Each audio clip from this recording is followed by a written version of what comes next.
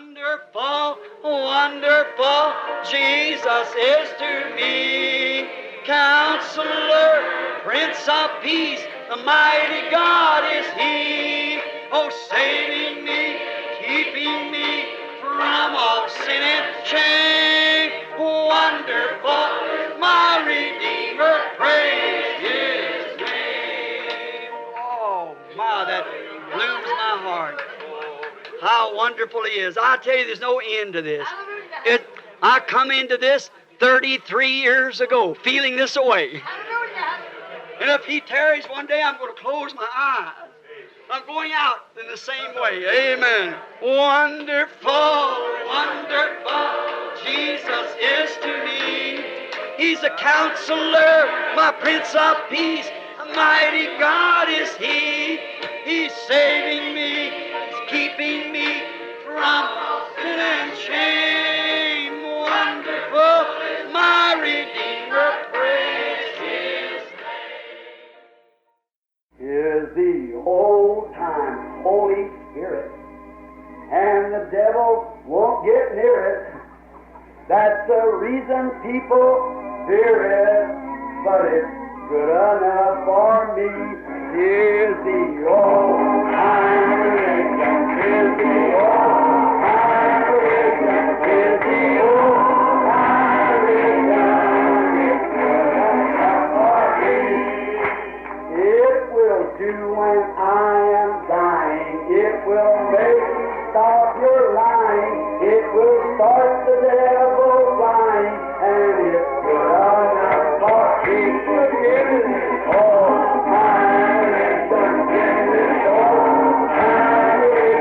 Give it all time. It's good enough for me. It's so good I won't know other. For it makes me love my brother. It brings things from undercover, and it's good enough for me. Oh, give me this all time.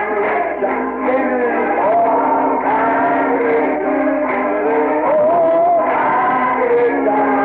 It's good enough for me. All of us can sing like, it was good for Paul and Silas. It was good for Paul and Silas.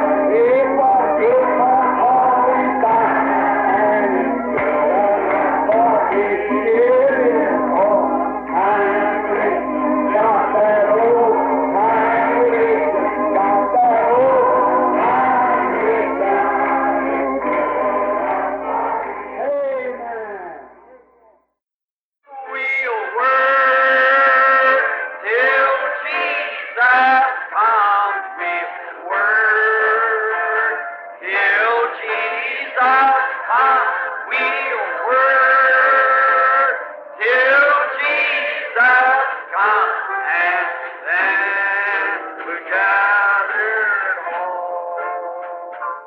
No friends will join on earth, I know, no peaceful sheltering down. This world's a wilderness of woe. This world is not my home. We'll work till Jesus comes. We'll work till Jesus comes. We'll work till Jesus comes, and we'll be gathered home. To Jesus Christ I fled for rest. He bid me cease to roam, and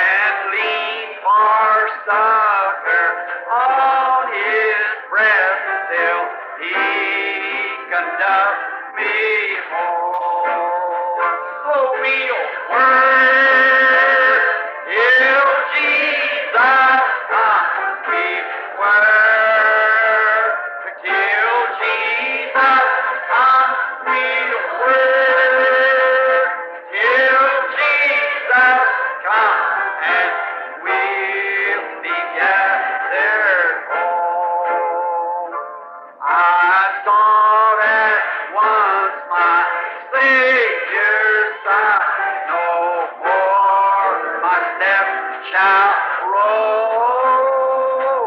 With him I'll brave death, chilling tide, and reach my heavenly home.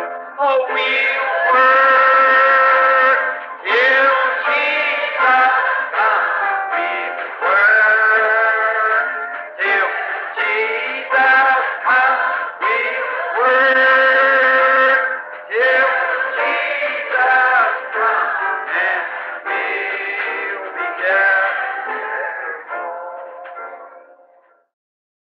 Outside the court, raised him and said, "You know what? Every person in this town will hate you." Said they hate you by making that decision on that man. As pessoas fora do tribunal correram e disseram: "Você sabe de uma coisa? Cada pessoa nesta cidade te odiará. Disse, elas te odiarão por teres tomado aquela decisão com aqueles homens." Themselves. And he said, we'll all hate you. We'll never elect you again. Todos eles eram jogadores. E eles disseram: todos nós te odiaremos, nunca mais te elegeremos outra vez. Every one of us vote for you, booing him as he went on the street. Nunca haverá mais nenhum voto nosso para você. Gritando com ele enquanto ele descia a rua. Said just a minute. E ele parou um momento. A word. He said, Disse, deixe-me dar uma palavra. exactly what was my duty. Eu fiz exatamente o que era meu dever. Man was guilty no matter who he was. O homem era culpado, não importa quem seja ele. I had to sentence him according to the law that I swore I'd uphold. Eu tive de acordo com a lei que sentenciá-lo, pois jurei que seria fiel à mesma. He said, you're hated in this town. Disseram, você é odiado nesta cidade. But I'm loved greatly at home. Ele disse, mas em casa eu sou grandemente amado pelos meus. We might think the same thing if you pardon the expression. Nós podemos pensar nessa mesma maneira se vocês perdoarem a expressão. Good for what I have been saved to do. Uphold this word of God. Tenho me firmado naquilo que me foi dado a fazer, sustentando esta palavra de Deus. The denominations hate me for the things that I say, but I'm greatly loved in his house, among his people. Eu sei que as denominações me odeiam pelas coisas que eu digo, mas eu sou grandemente amado em casa, entre seu povo. Oremos. Lord Jesus, we may be hated by the world, Senhor Jesus, nós podemos ser odiados pelo mundo, of the Father. mas amados do Pai. Help us, dear God, Ajuda-nos, querido Deus. people. Let each one of them, Lord, that thy blessings will rest upon them. Ajude estas pessoas, que cada uma delas, Senhor, que tuas bênçãos desçam sobre elas, Oh, beyond the camp now. Let que possamos sair fora do arraial agora, on our own thinking. Let us go by the thinking of God. que possamos sair fora de nosso próprio pensamento, que possamos ir pelo pensamento de Deus. The Bible said this, let the mind that was in Christ be in you. A Bíblia diz isto, que a mente que estava em Cristo também esteja em vós. So let us think his thoughts, not our own thinking, because most of the time we're wrong. Então tenhamos seus pensamentos, não nosso próprio pensamento, porque a maioria das vezes estamos errados. So to be sure, let his mind rest in us, and his mind was to do the Father's will, and the Father's will is his promised word.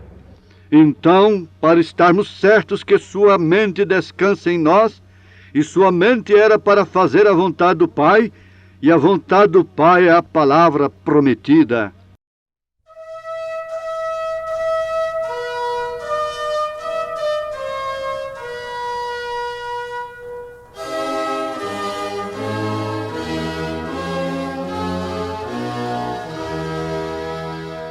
Cumprimentamos os nossos ouvintes, nossos irmãos que participam conosco de mais esta programação.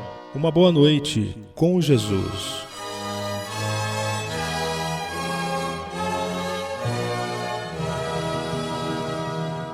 Estamos começando agora o culto com pregação da palavra, uma mensagem de Deus para nós, pregada pelo nosso saudoso pastor Joaquim Gonçalves.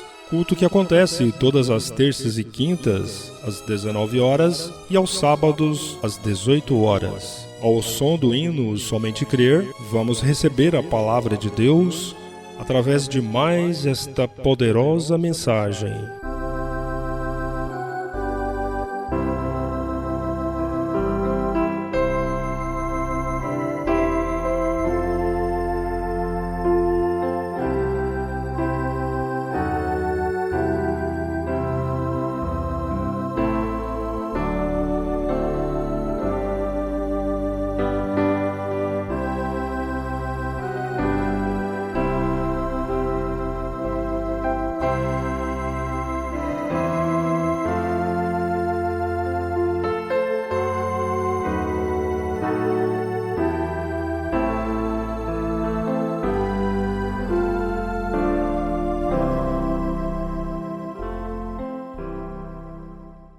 Boa noite, irmãos, com Jesus.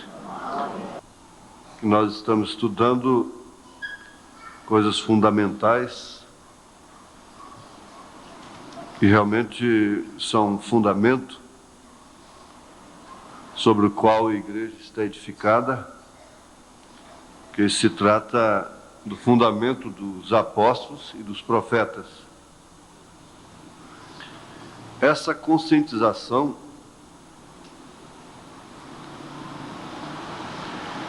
que só pode ser alcançada através da revelação, é sem dúvida alguma a coisa mais importante que existe, mais sublime, mais necessária para a igreja. Isso não é para quem quer, não é para quem corre, não é para quem é melhor, mas é para quem Deus chama, para quem Deus chamou. Então, cada dia que passa, nós vamos constatando que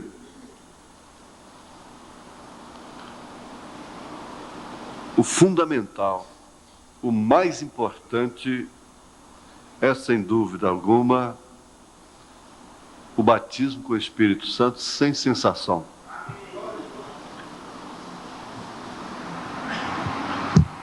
E nós vamos ficar de pé e vamos ler a Bíblia em São Mateus capítulo 11, onde foi anunciado a partir do versículo 25.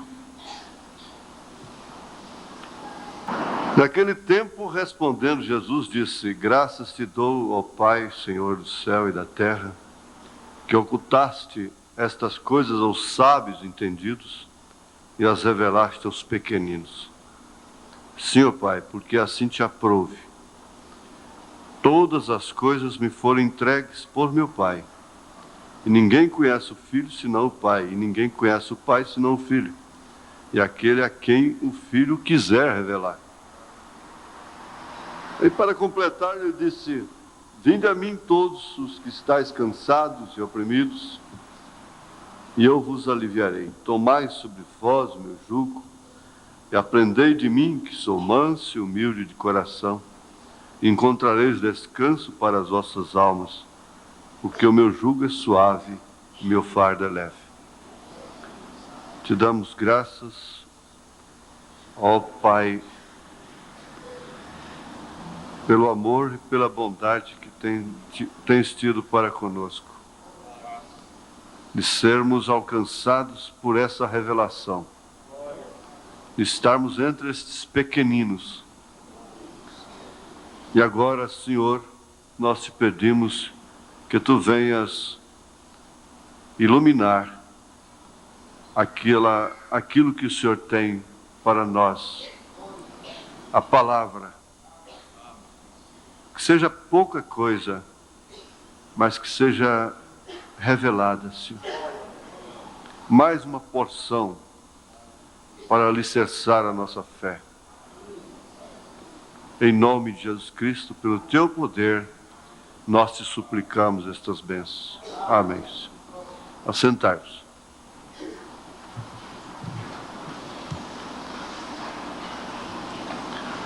Essa escritura, ela deixa os sábios entendidos muito perturbados. Nós sabemos que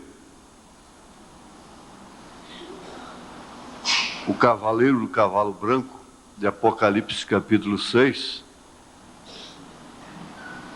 ele cavalgou sob o espírito nicolaíta, justamente para conquistar o laico, os laicos, o leigo, né? Ou os leigos, tirar da frente da igreja os homens vocacionados por Deus, chamados por Deus, como Pedro, que não sabia nem ler, e outros tantos, e assim criar os seminários,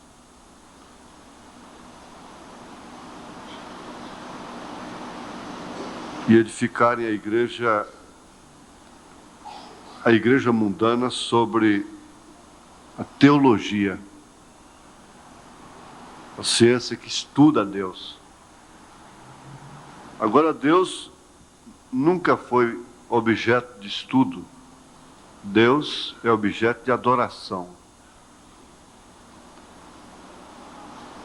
E essa escritura aqui, ela tem que ter interpretação carnal. Os sábios, os doutores amontoados por aqueles que têm comichão nos ouvidos, conforme São Paulo profetizou, arranja explicação para isso, saída. Mas é uma fuga que eles têm do real sentido da palavra.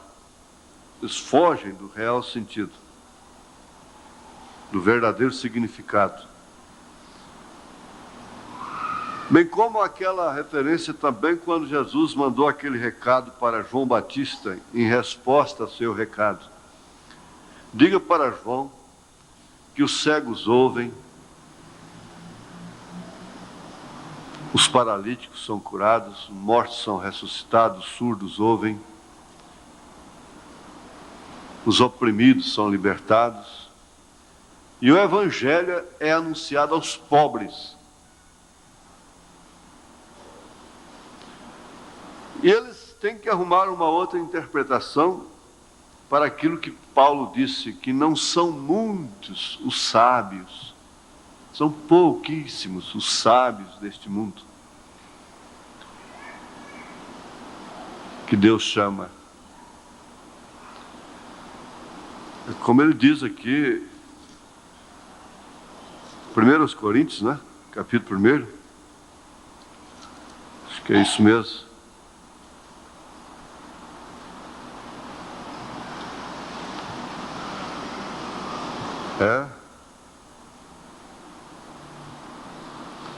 A partir do verso 25, o capítulo a partir do verso 18 já começa a explicar isso, não é? Mas ele diz, porque a loucura de Deus é mais sábia do que os homens, e a fraqueza de Deus é mais forte do que os homens. Porque vede, irmãos, a vossa vocação, que não são muitos os sábios, segundo a carne, nem muitos os poderosos, nem muitos os nobres que são chamados. Mas Deus escolheu as coisas loucas deste mundo para confundir as sábias. E Deus escolheu as coisas fracas deste mundo para confundir as fortes. E assim você pega a referência, a Bíblia está cheia disso. De forma que, praticamente, sem defender a ignorância, É claro.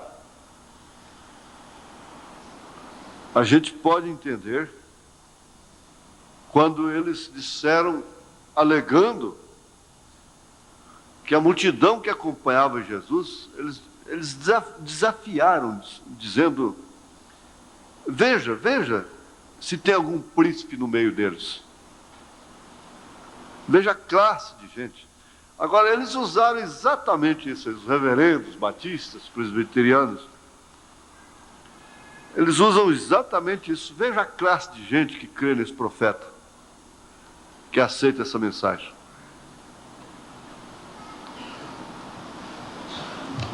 Mas o certo é que nós damos graças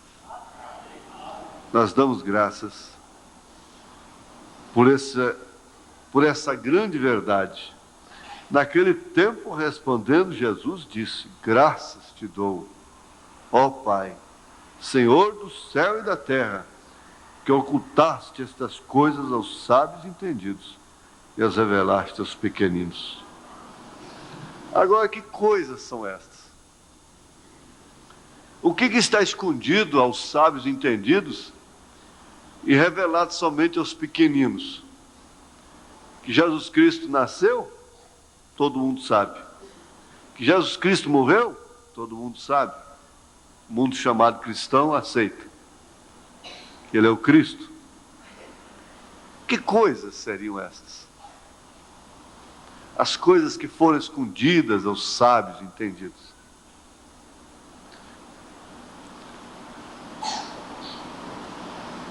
Ora, vocês entendem que o curso do Egito até na Terra Prometida foi uma sombra, um tipo verdadeiro, real, dessa caminhada que nós temos para a glória eterna. Não tendo a Terra Prometida ali, Israel alcançou como céus, mas como uma aplicação. E nós vemos que foi de etapa em etapa a passagem pelo Mar Vermelho, precedida por uma grande aflição, uma grande agitação, precedida até por murmurações, por medo, nervos. Naturalmente, mulheres já estavam desmaiando, dando ataques, porque a coisa era feia. O faraó estava se aproximando, de um lado era deserto, montanhas, do outro lado, atrás vinha o exército de faraó e pela frente o mar. Logo Deus abriu o mar. E eles passaram, como nós conhecemos. Logo em seguida, você lendo o Velho Testamento, você vai encontrar vários motivos para aflição e murmuração. Etapas e etapas e etapas, para chegar lá no fim mesmo, no fim da jornada, somente dois com características de verdadeiros revelados. Por quê? Aquela segurança que eles tiveram naqueles momentos decisivos, contraditórios, momentos de aflições, a segurança só tinha uma explicação para ela: era a revelação. Então aquele poder parece que tinha sido escondido aos demais. Ele estava escondido. Estava revelado apenas a poucos. E sempre foi assim. E na igreja, na história da igreja, a caminhada é a mesma. Tem sempre motivo para murmuração, para quedas, para facções e coisas assim. Então nós estamos num curso que realmente existem coisas que não foram reveladas aos sábios entendidos, e que foram revelados aos pequeninos, em todas as eras. Então, na era de Wesley, por exemplo, graças te dou, Pai, porque escondeste esta mensagem aos sábios entendidos, revelaste aos pequeninos. Na era de Lutero, a mesma coisa. E nessa era, é a coisa que foi escondida aos sábios. Qual foi a coisa? Veja se nós temos aqui um representante da República do país, lavando os pés dos santos. Nós temos aqui um grande senador, um grande deputado federal, deputados, vereadores, médicos, cirurgiões, engenheiros. A igreja é formada assim, lavando os pés. O evangelho é para todos. Agora, isso não deve nos jogar num complexo contra eles. Nós não devemos desenvolver um complexo contra os sábios, contra os entendidos. Mas isso é uma verdade que vem lá do Velho Testamento, do tempo de Jesus. Veja se tem algum príncipe no meio deles. E é sempre que eles perguntam, eles dizem sempre: é gente menos esclarecida que crê nesse homem. Graças a Deus por isso. Amém. Glória a Jesus. Então, a coisa escondida aos sábios entendidos, pela qual Jesus agradece aqui nessa escritura hoje, é a mensagem da era. É o profeta de Deus. E aí, dentro disso, nós temos o batismo em nome do Senhor Jesus Cristo, escondido. Ver o Pai no Filho, o Filho no Pai. Quem vê a mim, vê o Pai. Eu e o Pai somos um. Começando por aí, por estas coisas. A mulher olhando e vendo na Bíblia a maneira que ela deve se vestir, se portar, o homem também. Vai ver coisas que foram escondidas aos sábios entendidos e reveladas aos pequeninos. Mas vamos aos tipos. Eu vou procurar ser breve. Nós paramos com Jacó, não foi? Foi Jacó. Agora nós vamos voltar um pouco. Nós vamos voltar lá com Noé. Noé no quarto selo. O quarto selo, parágrafo 67 e 68.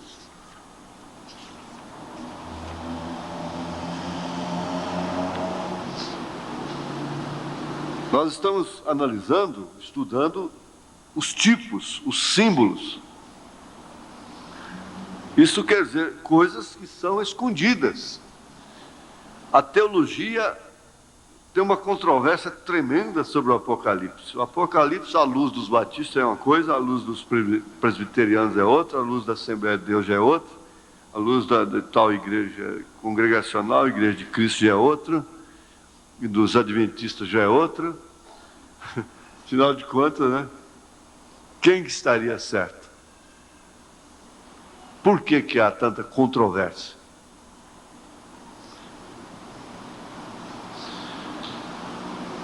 Os tipos não falham. Os tipos são, sem dúvida alguma, uma bússola eles são indubitavelmente uma orientação para a igreja e fundamento para a igreja. Ele diz: temos tido símbolos e várias provas, e às vezes com bons resultados. Porém, sabemos que as coisas têm progredido. Agora, nos últimos dias, podemos olhar para trás e ver onde tem estado, e sabemos que isso deve suceder ao fim das eras da igreja, imediatamente antes do rapto. Eu não entendo como podem imaginar que a noiva passará pela tribulação. Todo mundo crê, todo mundo aceita que vai haver um período de grande tribulação na terra. Tribulação apocalíptica. Mas esta coisa aqui estava escondida. Para começar, a fé comum sobre esse assunto não acredita que seja um rapto. Um rapto é aquilo que você pega escondido. Então, como é oculto aos olhos do mundo, então é rapto. É um rapto. O arrebatamento é um rapto. Isso quer dizer que o mundo não verá. O mundo não vai perceber. E vou falar para vocês uma coisa. Desaparecimento de algumas pessoas, de alguns grupos. Mas aquilo ali dá uma sacudida na hora, umas interrogações, e eles continuarão pregando a volta de Jesus do mesmo jeito, com o arrebatamento. Eles não vão perceber. Quando perceberem, já é tarde. A noiva já está no rapto, já está nas bodas do Cordeiro. Então ele diz: eu não entendo como podem imaginar que a noiva poderá passar pela tribulação. Porque tem que passar pela tribulação quando não tem nenhum só pecado. Ela não tem nenhum pecado. Aí é onde fica custoso, né? Fica custoso, porque isso é analisado aqui por baixo, choca com a própria Bíblia, né? Aqui que disser que não tem pecado, mentiroso, né? Está tentando fazer a Deus um mentiroso. Mas ela não tem um só pecado em relação a Deus. Porque Deus, o Pai, olha para ela através do sangue. E o vermelho, olhado através do vermelho, é branco.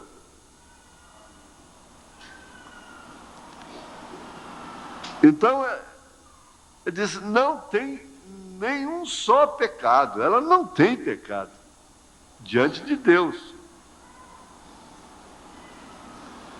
Agora a igreja, sim, passará pela tribulação. Ela passará pela tribulação. Porém, aqui estamos falando da noiva, da esposa, do cordeiro. É que às vezes a gente conversando e tratando de problemas particulares de irmãos e de irmãs, e a gente vê que isso está acontecendo. Há certos tipos de lutas que sabe que você vai... Se Jesus aparecesse para você, te respondesse, assim, de uma maneira, assim, vamos dizer, pessoal, individual, particularmente, em muitos casos ele iria responder assim, a minha graça te basta. Em outras palavras, você não ora mais, eu não quero ver você chorando mais por causa disso. Você vai cuidar do seu rapto, de sua salvação, do seu arrebatamento, porque isso aí não é nada em relação à glória que você tem comigo. E ele diria assim: não vai pensar que eu estou com dó de você não, porque eu sei o que eu tenho preparado para você aqui. Paulo disse: eu orei 3 vezes para o Senhor tirar aquele espinho, através do qual Satanás me esbofeteava. E Jesus me respondeu: a minha graça te basta, porque o meu poder se aperfeiçoa na fraqueza.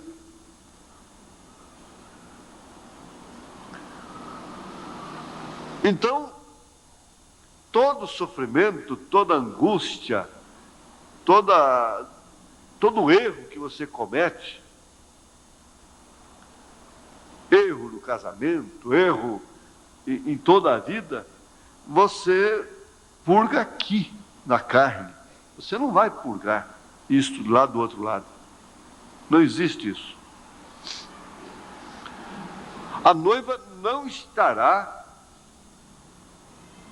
no julgamento, senão para julgar o mundo. Ele vai estar assentado no trono com ela. O julgamento do trono branco. Então, às vezes, há pessoa sua, querida, que está passando por uma coisa que você não pode fazer nada. Você vai entender que é difícil aceitar essa realidade, mas é por ela ser uma eleita, está purgando aquilo na carne. E você quer ajudar, e você quer mudar o quadro e não dá conta. Você quer mudar o quadro e não tem como fazê-lo. Você se esforça, luta de todas as formas, mas não tem como mudar o quadro.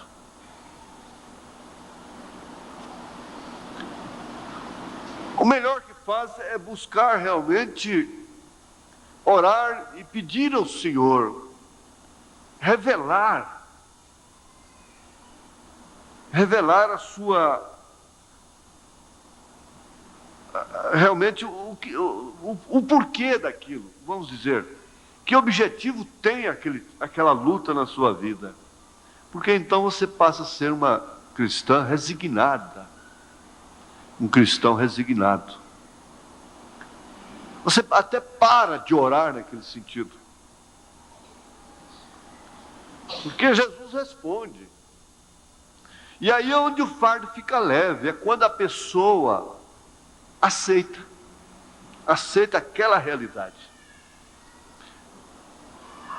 Aí o fardo fica leve. Às vezes ele fica mais pesado ainda, mas ele fica leve.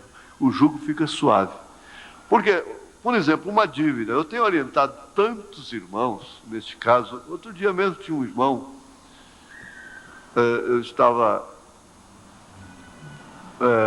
usando de sua profissão, né? E ele, conversando comigo, ele disse: bem o senhor disse, quando eu esqueci aquilo, Deus me abençoou. Deus me abençoou e já me deu muito mais. É o caso da dívida. Por isso que a dívida às vezes é pior, condena mais o credor do que o devedor. O devedor já tem o suficiente contra si. E você fecha a sua vida, tranca, põe uma barreira na estrada, como se a sua vida tivesse acabado ali, encerrado ali, com aquela conta que você tinha para receber e não recebeu.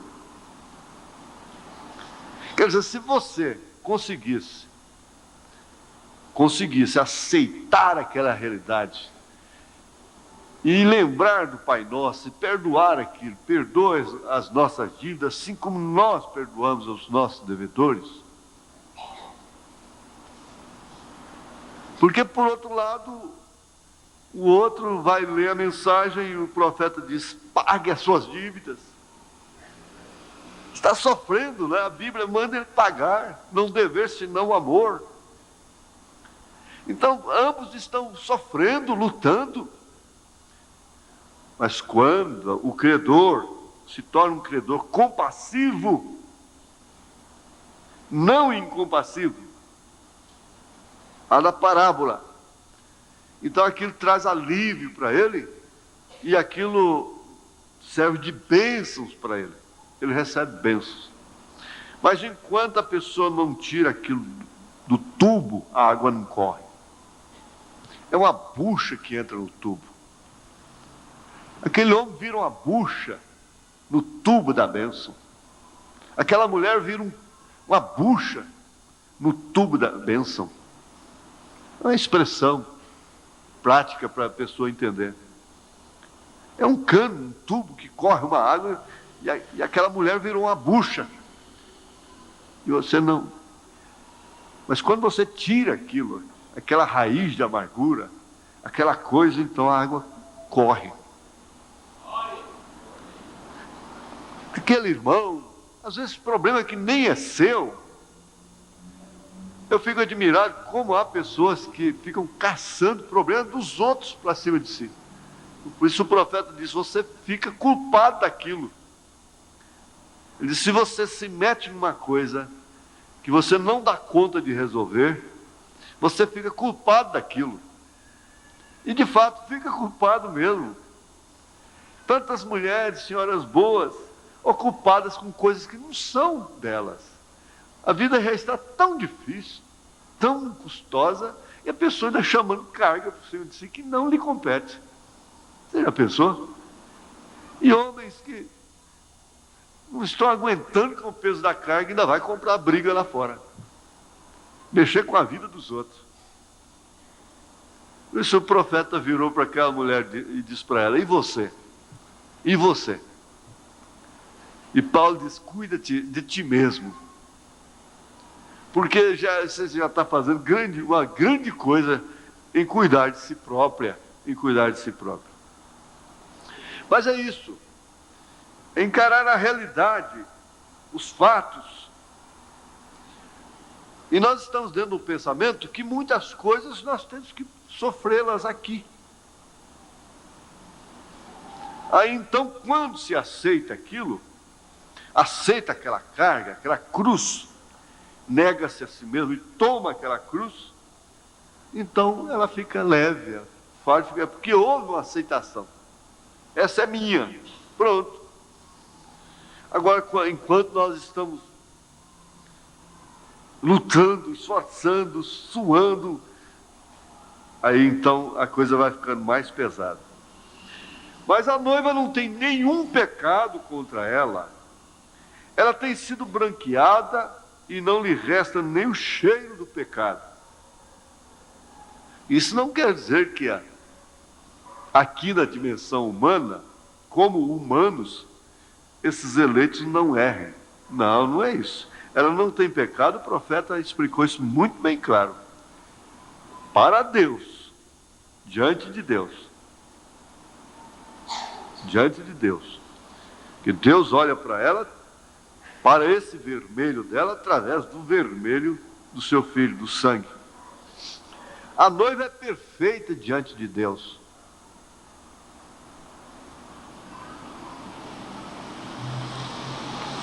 A noiva não necessita da tribulação para purificá-la. A igreja passará pela tribulação, porém não a noiva. Não a noiva. Estamos vendo agora estas coisas em símbolos. Então, vocês estão vendo aí o valor dos símbolos. Vejam, como a igreja, por exemplo, é paralela com Noé, o qual entrou no pecado. Ele foi salvo, subiu, desceu, plantou vinha, embriagou-se, teve filhos sob maldição, repovoou a terra.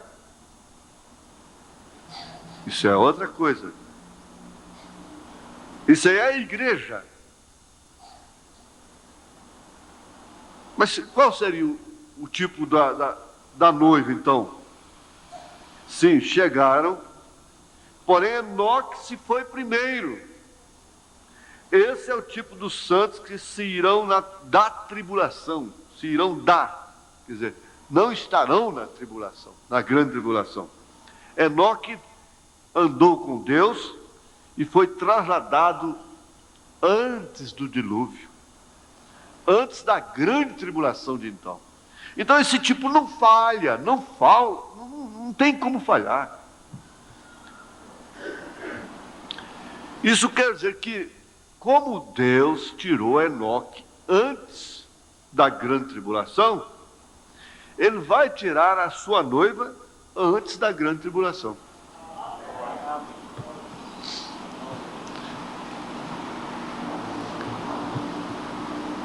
Isso deveria substituir, acalentar, consolar. Isso deveria substituir muitas coisas que nós perdemos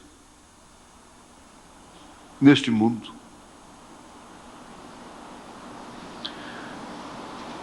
Mas nós fazemos a vida ficar mais difícil um pouco, porque é difícil se lembrar disto nestas horas. Então é por isso que sofre mais no sistema humano. O nosso humano sofre muito. Nós procuramos, nós não lembramos. Eu quero ver uma referência que eu pus aqui, do sexto selo. Eu quero ver o que é isso aqui. Porque eu anotei aqui, sexto selo 42. Estamos vivendo num tempo muito tremendo. Estas coisas que estamos estudando são as que sucederão depois que a noiva se houver ido. Porque o sexto selo não tem nada a ver com a noiva. O quinto selo também não. Quinto e sexto selo são acontecimentos simultâneos, no céu e na terra, mas a noiva não está aqui. Isso está relacionado com os judeus. Estas coisas desenrolarão durante o período da tribulação, que é o sexto selo. Creio que já deve estar bem estabelecido no coração de cada crente que a noiva não passará pelo período da tribulação. Então, mais uma concordância com essa aí, o quarto selo, parágrafo 67, 68, concordando com o sexto selo, parágrafo 42. Está vendo? Estas coisas desenrolarão durante o período da tribulação. Creio que já deve estar bem estabelecido no coração de cada crente que a noiva não passará pelo período da tribulação. Não há maneira de colocar a noiva na tribulação. Não. Eu estava ouvindo aí, eles culpando o prefeito por causa das muriçocas. Mas que coisa. O povo é terrível, não é? O povo é terrível. Esses agitadores. Eu estava dizendo, o verdadeiro líder,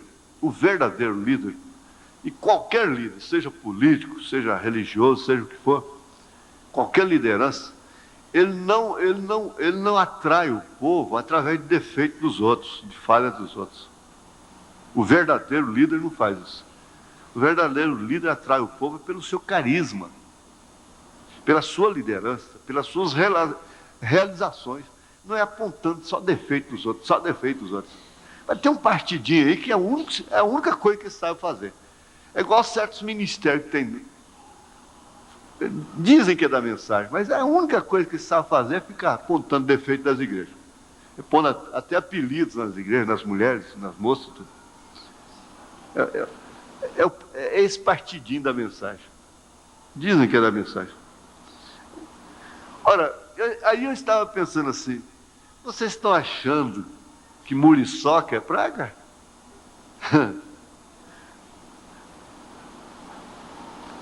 Muriçoca é céu, é glória, é céu, mas é céu azul, em relação às pragas que estão vindo aí, ó. Eu quero ver a quem eles vão vão culpar. É o prefeito, é o governador, é o presidente. Quem vai ser?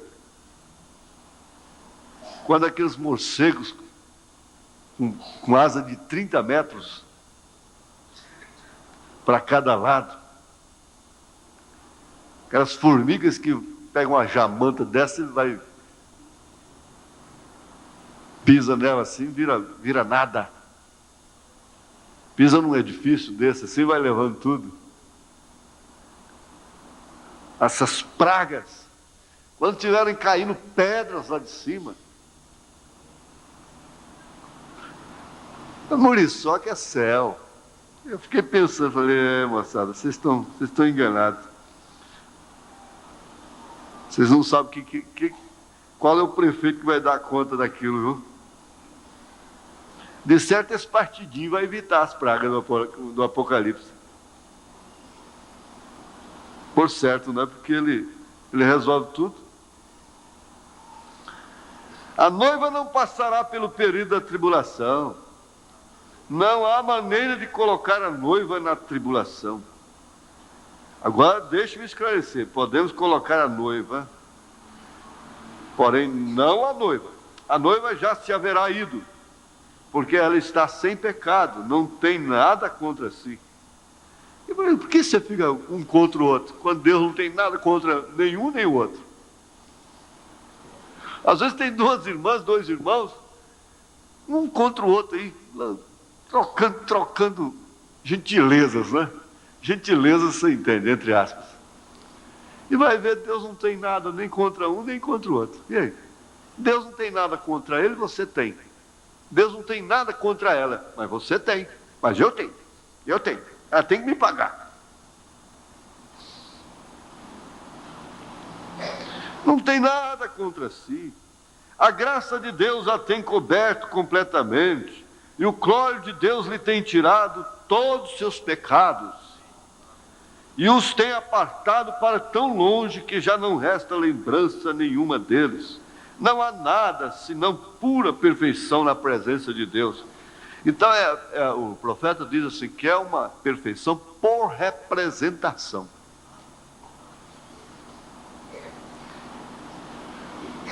E quem que faz essa representação? Quem que faz ela? Jesus Cristo. Não pode ficar com medo. Não, espera aí, com todo o respeito. As meninas não saberem que, depois de ler, depois de falar, que o tabernáculo lá no Velho Testamento representava? Precisa mais reflexão. Acho que se procurar outras coisas aí, que da hora do século aí, do colégio, as menininhas tudo já sabendo, né? Mas espera aí. Nós somos perfeitos por representação. Agora esclareceu melhor, não é? Por representação. Essa representação é feita pelo Senhor Jesus Cristo, o Cordeiro Sangrento. Aí ele faz o jugo ficar suave, o fardo leve. Porque ele tomou sobre si as nossas transgressões.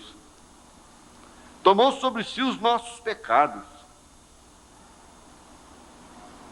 Porque só da pessoa dizer que não tem pecado aqui, nessa dimensão, ela já está pecando, só de dizer que não tem pecado. Ela já está pecando.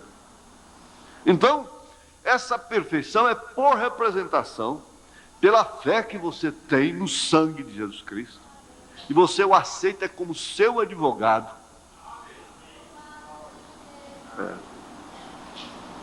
Não há nada senão pura perfeição na presença de Deus. Isso deverá fazer com que a noiva se ponha de joelhos e clame diante do Senhor. Seja agradecida. Seja agradecida. Agora, por que Paulo disse, sede agradecidos? Porque a gente é mal agradecido. Existe um paralelo muito grande em relação aos acontecimentos nacionais e os acontecimentos espirituais. Vocês sabem disso. Por exemplo, Se Goiânia não tivesse na sua maior parte asfaltada, e com jardins e flores e rosas, que faz bem, quer dizer, no meu bairro não tem um jardim, mas eu me orgulho de Goiânia ter jardim. É a minha cidade. Eu não moro na cidade toda, mas eu moro na cidade. Eu moro aqui na Vila Bajá, né? Você mora aqui na Vila Santa Helena, você mora ali na Vila Isaura. Mas a sua cidade é Goiânia. Eu me orgulho de Goiânia estar entre as 3 principais capitais mais bem governadas do Brasil. Quer dizer, como cidadão, eu fico satisfeito. Eu fico feliz. Agora, não é porque não tem jardim aqui que eu vou ficar... Não é isso. Então, os conspiradores ficam assim, é melhor dar comida para os meninos do que plantar flor. Esse é um espírito baixo. Eu quero ver quem é que vai dar comida para menino. Que não vai ter menino aí na rua. Vamos ver quem é que vai. Isso é uma mentira, é uma safadeza, é uma falta de gratidão. É falta de gratidão. É uma safadeza muito grande. E nós estamos vivendo num tempo que ninguém agradece nada. Ingratos, disse São Paulo. Ingratos. Filho não agradece pelo pai que tem, não agradece pela mãe que tem. A mulher não agradece pelo esposo que tem, que luta por ela, pelos seus filhos. O marido, por sua vez, não agradece pela esposa honesta, cristã, aquela mulher decente que ele tem. Ele não dá graças a Deus. Ele não agradece com seus gestos, com suas atitudes. Então é uma era de ingratidão.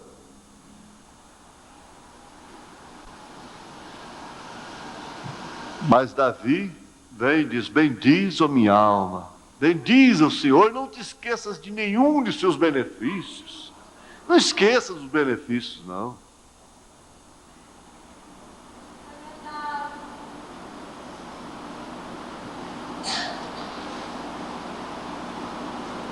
Vamos ficar de pé, irmãos.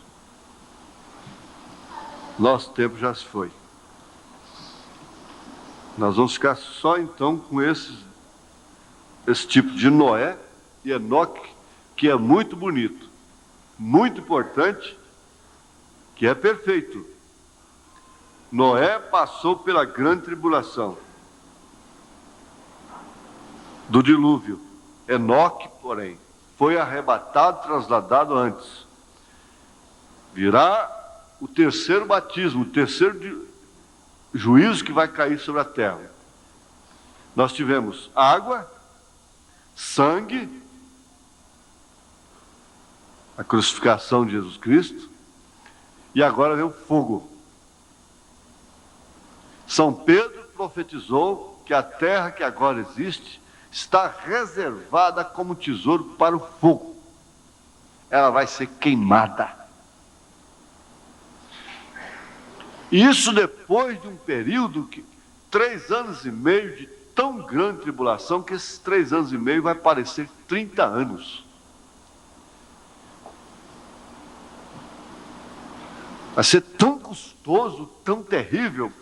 É por isso que eu bato aqui, gente, nós estamos num mar de rosas. Não entra entre os murmuradores, não. Os insatisfeitos, os revoltados. Não. Se não chegou algum benefício para você, mas chegou para os outros, agradeça também por isso, porque uma hora dessa chega para você. Se está chegando para os outros, uma hora chega para você. O pior é quando não estiver chegando para ninguém. Aí que é pior. É igual no garimpo. Se alguém está pegando ouro, fulano pegou, ciclano pegou, uma hora você pode pegar ouro, pode pegar o diamante.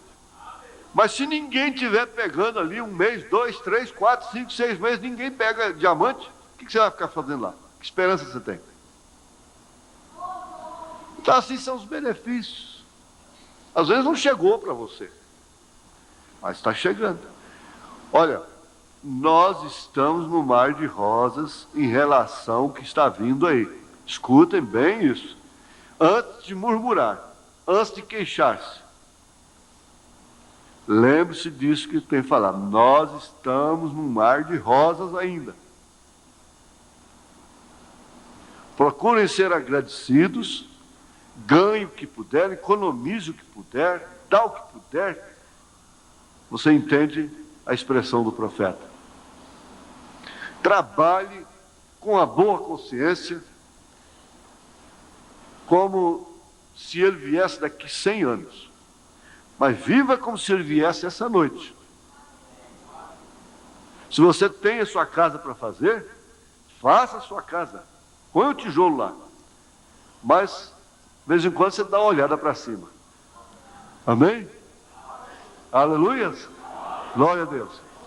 Então, esses dois tipos, nós já estudamos, eles não falham definitivamente. Enoque foi tirado antes do dilúvio. Agora, antes da terra ser queimada, Jesus vem e tira a sua igreja noiva, escolhida, eleita. Ela não é melhor do que ninguém, mas é eleita. Pode ser até pior, como Jacó era pior do que Esaú. Mas foi amada desde o ventre, desde antes da fundação do mundo. Que o Senhor possa abençoar, enriquecer a sua fé, o ânimo, a coragem, seja tudo bem direcionado. Seu ânimo, sua coragem, seu trabalho. Que Deus te dê saúde. Que Deus abra as portas para você. E que Deus ajude você também a encarar certas coisas pelo prisma real. A realidade, o fato, isso aconteceu, isso é verdade. Eu tenho que enfrentar isso. Esforça a minha coragem, Senhor. A tua graça me basta.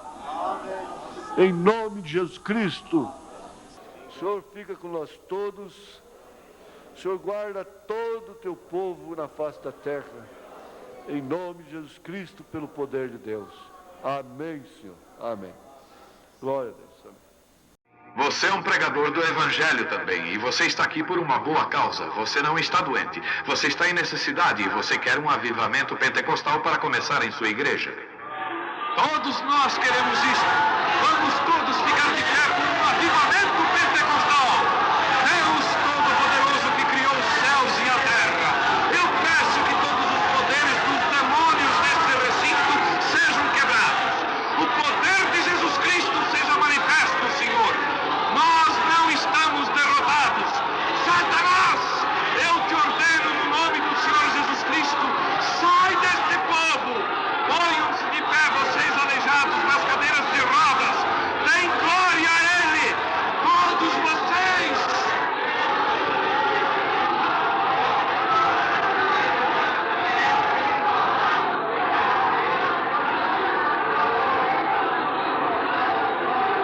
Glorifiquemos o nosso Deus.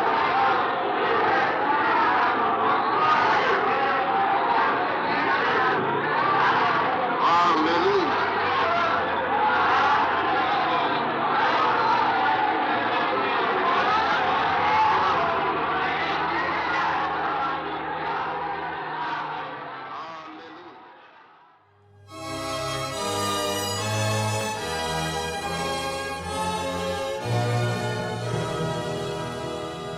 Agradecemos ao nosso bom Deus por mais esta mensagem que ouvimos, pregada pelo nosso saudoso pastor Joaquim Gonçalves.